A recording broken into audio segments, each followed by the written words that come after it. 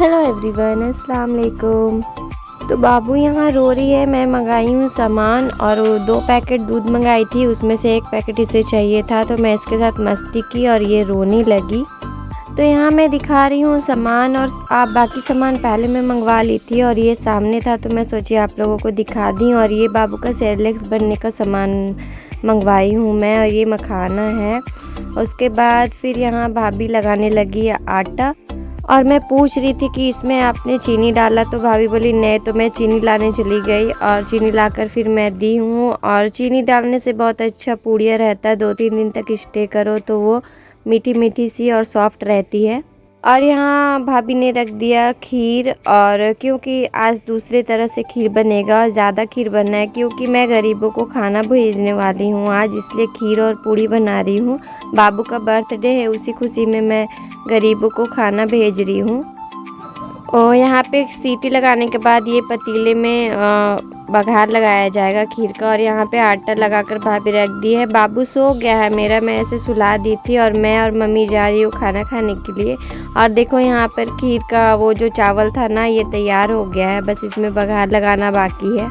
और यहाँ लंच में बना था बिरयानी, तो मैं भाभी को बोली प्याज कट कर दो, मुझे प्याज भी खाना है। तो भाभी यहाँ प्याज कट कर रही थी, और ये थोड़ा सा बाकी था तो इसे और गर्म किया जा रहा था।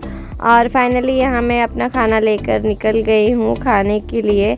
और फिर यहाँ खाना वाना खाने के बाद फिर बैठ गए हम लोग। मैं पूड़ी तलने जा रही थी, बेलने जा रही थी, और भाभी तलेगी, तो मिलकर कर लेने से अच्छा रहता है। और खाना भी ज़्यादा बननी थी आज, तो इसलिए हम लोग मिलकर के बना लिए साथ में खाना। और यहाँ मैं पूड़ियाँ बना रही थी, और भाभी यहाँ खीर के लिए वही ड्राई फ्रूट्स वगैरह इसे क्रश करी थी, और मैं दिखा रही हूँ। मैं इतना सारा आटा लेकर एक बार ही लोया करके रखती हूँ, और ये मैंने मीशो से लिया था, बहुत अच्छा इसमें क्रश हो जाता है और टाइम भी ज़्यादा नहीं लगती है। देखो आप लोग कितना अच्छा से क्रश हो रहा है, बिल्कुल बारीक सा हो जाता है। और मैं यहाँ अपना काम चालू कर दी हूँ, पूरी बेलना। और भाभी यहाँ किचन में जाकर अभी फ्राई करेगी पूरी को, और मैं इतना लोया काट के रख दी हूँ, और मैं स्टार्ट कर दी हूँ पूरी बेलना। और उसके बाद फिर यहाँ भाभी चढ़ाने लगी थी खीर, ये घी डाली, और घी डालने के बाद इसमें जो ड्राई फ्रूट था वो डालकर इसे रोस्ट करके उसके बाद चावल और दूध में इसे उबाल करेगी।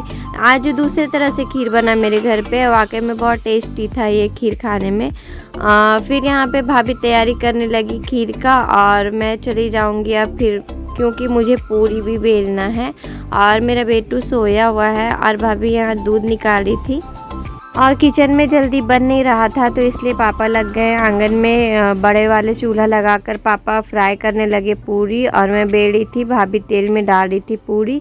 उसके बाद मैं यहाँ आ गई खीर को, सोची थोड़ा चला दूँ वरना ये नीचे से पकड़ लेगा।